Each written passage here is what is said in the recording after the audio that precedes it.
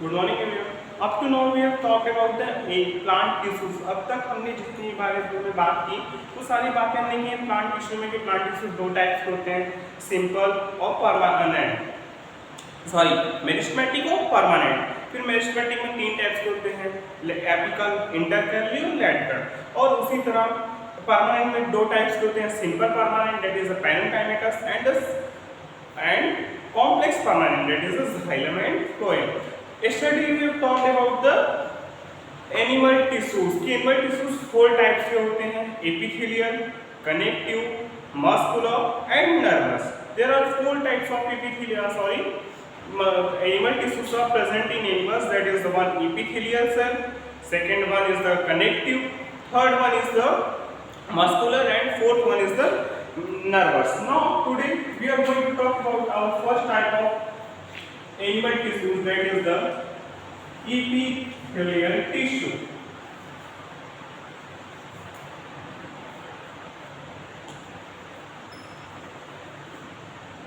आज हम epithelial tissues के बारे में डिस्कस करेंगे कि आखिर epithelial tissues होते क्या हैं, क्या वर्क परफॉर्म करते हैं, इनका क्या फंक्शन है, क्यों कितने टाइप्स के होते हैं।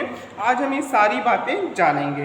द कवरिंग और protective tissue in the animal body are epithelial tissues. जो एनिमल बॉडी में जो कवरिंग और प्रोटेक्टिंग टिश्यू होती है, जो एनिमल बॉडी में जो टिश्यू का वर्क क्या है, कवर करना और प्रोटेक्ट करना, जो ईच एंड एवरी ऑर्गन को, ईच एंड एवरी पार्ट को, हमारे ह्यूमन बॉडी को वो कवर करती है, वो टिश्यू एपिथेलियल टिश्यू है।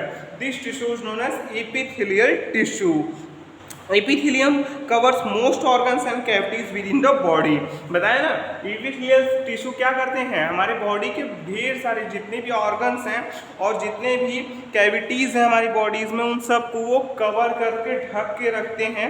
Hence for example it also forms a barrier to keep different body system separate.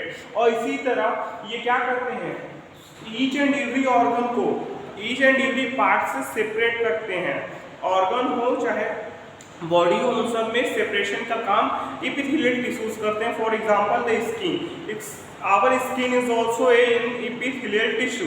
जो हमारा स्किन है वो किससे बना होता है, एपिथेलियल टिश्यू से बना होता है। और ये क्या करता है, बैरियर का वर्क करता है, आउटर एक्सटर्नल एनवायरनमेंट और हमारे इंटरनल एनवायरनमेंट को अलग रखता है। ये बाहर से कोई भी फॉरेन एलिमेंट हमारे बॉडी में डायरेक्ट इंटर नहीं कर सकता because of the presence of this skin which is known as epithelial tissue. इस स्किन के प्रेजेंस के कारण ही कोई भी चीज़ें हमारे बॉडी में डायरेक्टली इंटर नहीं कर सकती because of the presence of this epithelial tissue. Epithelial tissue के प्रेजेंस के कारण the lining of the mouth, the lining of blood vessel, lung, alveoli, kidney, tubules all are made up of epithelial tissues. Epithelial tissue cells are thickly packed and form a continuous sheet. जो ये epithelial tissues होते हैं, इनमें जो sales होते हैं वो thickly packed, एकदम टाइटली एक दूसरे से पैक होते हैं, जुड़े होते हैं कि इनके बीच में इंटर सेलुलर स्पेस नहीं होता है।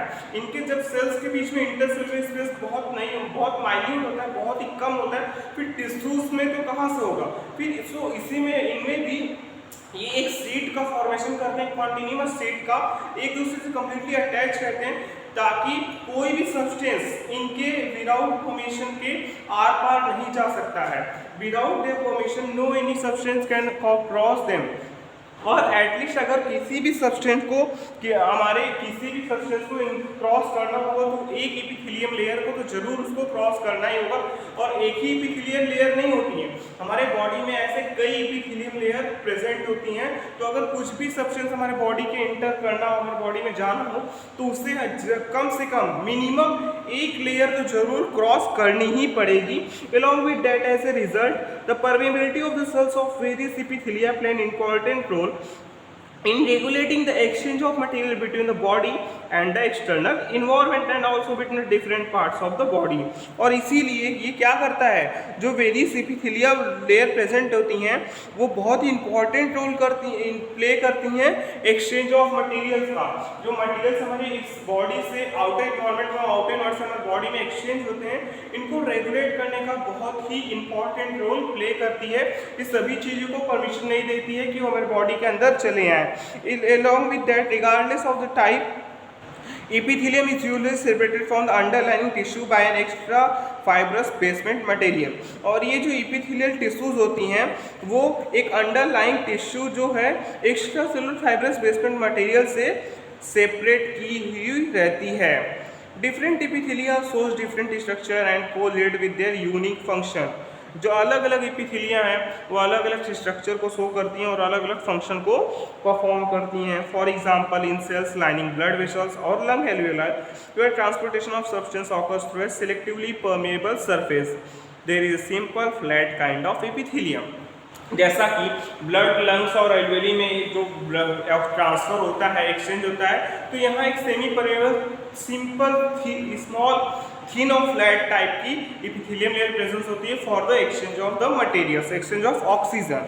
This is called the simple squamous epithelium. और ये जो इपिथेलियम होती है जो बहुत ही पतली होती है, थिन होती है, सिंपल और फ्लैट होती है, उसे हम सिंपल स्क्वैमस इपिथेलियम कहते हैं, which is for the first type of epithelial cell. Epithelial cell का पहला टाइप है सिंपल स्क्वैमस इपिथेलियम जो बहुत ही पतली होती है, फ्लैट फॉर्म में होती है और सर्टेन सब्सटेंसेस को सेपरेट करके रखती है और अलाउ करती है एक्सचेंज ऑफ गैसेस का, ऑक्सीजन के एक्सचेंज का अलाउ करती है। Simple squamous epithelial cells are extremely thin and flat. ये बहुत ही पतली होती हैं और फ्लैट होती हैं and form A delicate lining, और एक पतली सी डेलिकेट लाइनिंग को ये बनाती हैं। The oesophagus and the lining of mouth are also covered with squamous epithelium. जो ओसोफेगस होते हैं और लाइनिंग माउथ की लाइनिंग होती है उसमें भी स्क्वैमस इपिथेलियम पाई जाती हैं। स्किन जो हमारे बॉडी को प्रोटेक्ट करता है उसमें भी स्क्वैमस इपिथेलियम पाई जाती हैं। और जो स्किन की इपिथेलियल सेल्स होती हैं वो कई लेयर्स में अरेंज होती हैं to prevent wear and tear, ताकि उन्हें बार बार पहनना फाड़ना न पड़े। Since they are arranged in a pattern of layers, the epithelium cell is called stratified with squamous epithelium। और इसी तरह वो बहुत ही लेयर्स में प्रेजेंट होती हैं, जो बहुत ज़्यादा लेयर्स में स्क्वैमस इपिथेलियम सेल्स जब लेयर वाइज बहुत सारी लेयर्स हो जाए, मतलब एक स्क्वैमस इपिथेलियम सेल की लेयर, फिर दूसरी, फिर तीसरी, चौथी, जब ढेर सारी ऐसे ही लेयर्स बन जाएंगी स्क्वैमस इपिथेलियम सेल्स की, तो उनको हम क्या कहेंगे? That are known as stratified squamous epithelium. Stratified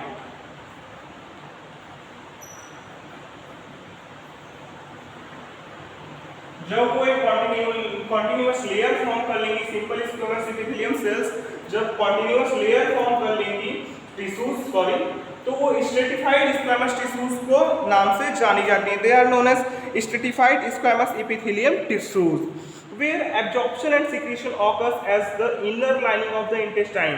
जहाँ absorption और secretion जो होता है inner lining पे होता है, intestine की inner lining पे होता है, हमने पढ़ा था। tall epithelial cells are present, वहाँ tall epithelial cells present होती हैं, just like the columnar epithelium। Pillar like epithelium cells present होती हैं। फॉर एग्जांपल इंटेस्टाइन में जो विलाइस प्रेजेंट होते हैं फॉर द एब्जॉर्प्शन, इंटेस्टाइन के इनर लाइनिंग पे जो विलाइस प्रेजेंट होते हैं for the absorption of digested food, वो किस चीज़ की एग्जांपल है? वो कॉल्यूमनर या पिलर लाइक इपिथेलियम सेल्स के एग्जांपल है। That's are known as columnar और ciliated epithelium. Columnar epithelium cells. The third one is known as columnar, जो पिलर लाइक होते हैं,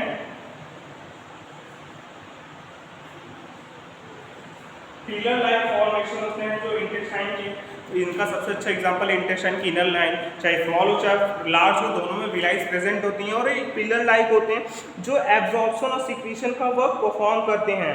कभी कभी in the respiratory tract, the columnar epithelium tissues are also called cilia। और जो respiratory tract होता है उसमें जो कॉल्यूमनर एपिथेलिया सेल्स होते हैं, एपिथेलिया टिश्यूज होते हैं, उन्हें हम सिलिया कहते हैं। उनके पास सिलिया भी होती है, सॉरी सिलिया उन्हें बोलते नहीं, वेरी वेरी सॉरी, उनके पास सिलिया होती है। Hair like structure projection on the outer surface of epithelial sales.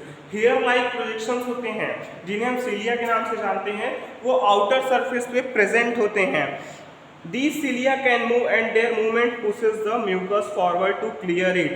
और ये cilia ऊपर अप एंड डाउन मूव कर सकती हैं और इनके मूवमेंट से क्या होता है, इनके मूवमेंट से जो म्यूकस होता है वो फॉरवर्ड उसे बाहर की तरफ ढकेला जाता है ताकि वो उसको साफ कर सकें.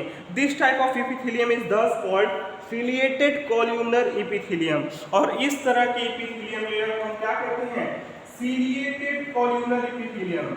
एक तो कॉल्यूमनर इपिथेलियम हो गया, एक हो गया सिलिएटेड कॉल्यूमनर इपिथेलियम.